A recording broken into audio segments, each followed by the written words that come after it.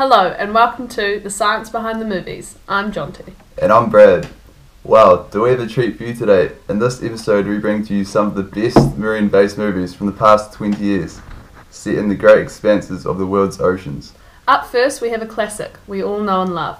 Live from our Hamilton East Research Centre, explaining the science behind the Titanic, over to you, Andre. Cheers, thanks Jonty. Hello and welcome to our specialised research lab, where I'll be demonstrating the tragic Titanic iceberg incident. The concept of a floating iceberg comes from the idea of buoyancy. The ice is more buoyant than the surrounding salt water, therefore it floats. All ice is fresh water. This is due to the process of brine rejection, which is the precipitation of salt ions as the water forms a crystal lattice. This therefore increases the salinity of the surrounding sea, making the ice more buoyant than the sea. As we can see from my iceberg here, generally only about 10% of the iceberg sticks out of the water. In the case of the Titanic, the iceberg was spotted, but attempts to avoid the iceberg did not take into account the underwater mass. Therefore, they collided with a hidden submerged section, ultimately sinking the ship. Cheers, back to you in the studio, Jonty.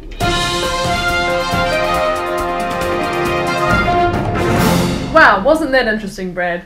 Yeah, I thought it was my time. You know what to say. Yeah, that was good. Now moving on to the science behind The Day After Tomorrow.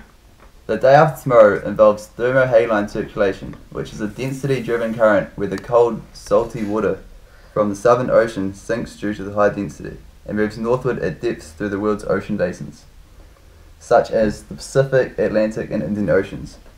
As it moves towards the equator, the water masses are warmed and rise mostly in the coastal upwelling regions. This is known as the deep convection. The main example of this is the Great Ocean Conveyor Belt. In the movie, The Day After Tomorrow, it looks at the possibility of global warming severely melting the Atlantic ice caps. This would cause a large influx of fresh water into the oceans and potentially halt the circulation of the Great Oceanic Conveyor Belt. This would mean less warm water being transported to the poles and rapidly cooling, resulting in global glaciation. Wow, on to the next movie. We have for you now live from New Zealand's rugged west coast, Georgina and Andre explaining two of my personal favourites.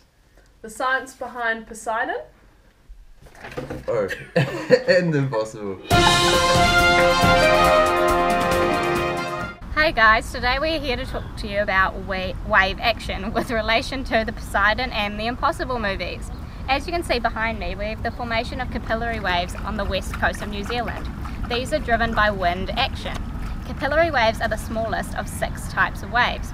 These include chop, swells, sight, tsunamis and tidal waves. Waves are a transfer of energy, and all waves experience constructive and destructive interference. Constructive interference makes waves' crests and troughs bigger, whereas destructive interference makes the crests and troughs smaller. A rogue wave occurs when the combination of the wave crests line up. This results in the amplitude of the wave being the sum of all the combining waves, creating often a massive, unpredictable wave. In the case of Poseidon, a rogue wave caused the ship to capsize. Another dangerous wave is the tsunami wave, a very long period wave caused by tectonic or landslide movement. As a tsunami wave reaches the shore, it begins to shoal. This causes an increase in wave height and a decrease in velocity. This occurs in the devastating movie The Impossible.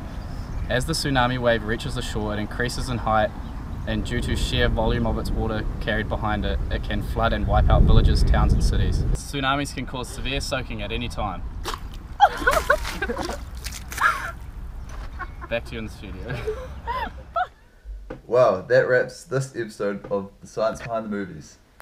Tune in next week for our special on... Oh, too late now. We don't have one.